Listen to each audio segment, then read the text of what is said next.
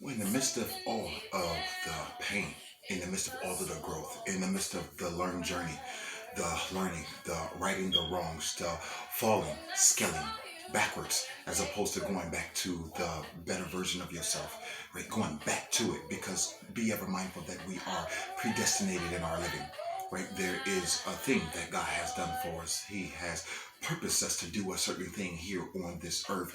Our job, our task is to literally always be searching and to always be thirsty for that thing. When I think about restoration as it pertains to my personal relationships, I can only think about my child's mom, where everything that I do, everything that I say is twisted in a way. It is this thing where there's an age gap. Not only that age gap, but there is a thing where I need her to be more uplifting.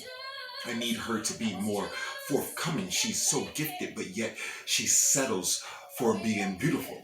So when we're talking about just being beautiful, that's not enough when you are a leader in all of your rights, when you are fierce in all of your rights, when you know what it is to be in leadership. You can take on a crowd and still subdue the problem.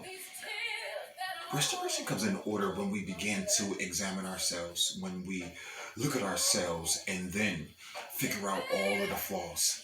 And as we are looking at those flaws, we begin to examine our flaws with the flaws of those that's the closest to us. When we look at that very thing, we see that there is some things that might not be congruent, right? They might not go together just based on what is happening. I believe maybe she's in a place where she is just not learning her confidence, just not learning her power, just not learning how she can subdue people. And at the same time, she's saying, I don't care what anyone thinks.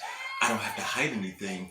I find it very odd that everything is being hidden. Be ever mindful when people are starting an argument when you're asking a question.